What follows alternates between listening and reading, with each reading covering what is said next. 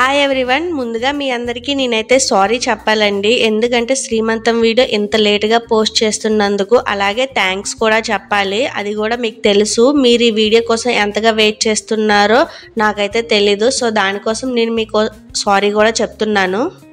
శ్రీమంతమైన 10 days తర్వాత అయితే నేను ఈ వీడియో పోస్ట్ చేస్తున్నానండి. బికాజ్ ముందు ఆల్రెడీ పెడుతున్న వీడియోస్ అయితే ఎడిటింగ్ పోస్టింగ్ కాస్త లేట్ అయింది. సో అందుకే ఈ వీడియో కూడా లేట్ అయింది. దానికే మీకోసం అయితే నేను సారీ చెప్తున్నాను మీకు. ఇంతకీ మీ అందరికీ శ్రీమంతం ఎందుకు చేస్తారో తెలుసా? నా ప్రెగ్నెన్సీ టైంలో అయితే నాకు అంతగా తెలియదండి. నా శ్రీమంతంకి ఓన్లీ తల్లి బిడ్డ చల్లగా ఉండాలి అనేసి చేస్తారు అనుకున్నాను. కానీ అదొక్కటే కారణం కాదు.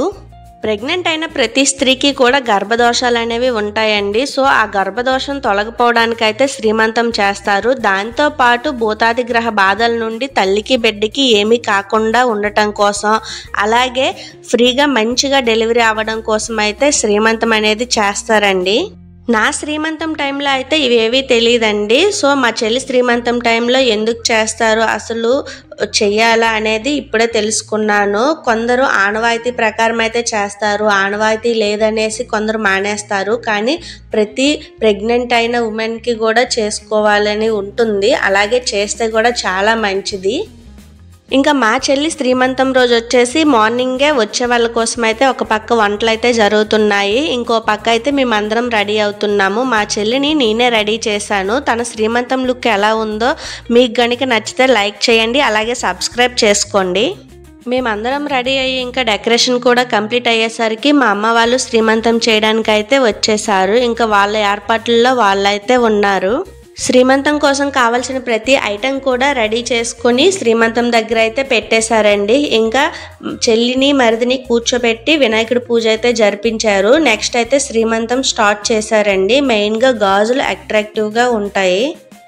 శ్రీమంతం టైంలోనే చెల్లిని మరిదిని దీవించడానికి వచ్చిన ప్రతి ఒక్కరికి కూడా తాంబూలం అయితే ముందుగానే ప్రిపేర్ చేసి ఉంచేసుకున్నారు. ఇలా కవర్లలో అయితే కట్టేసుకున్నాము.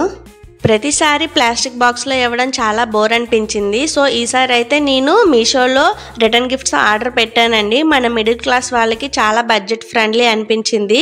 రిటర్న్ గిఫ్ట్స్ ఆల్రెడీ ఒక వీడియో కూడా తీసి మన ఛానల్లో పోస్ట్ చేశాను, చూడని వాళ్ళు ఉంటే చూసేయండి. వచ్చిన వాళ్ళందరికీ కూడా తాంబూలం ఇవ్వడం అయితే కంప్లీట్ అయిపోయిందండి. ఇంకా లంచ్ టైం అవ్వడంతో తినేసి కొన్ని స్టిల్స్ వీడియోస్ అయితే తీసుకున్నాం.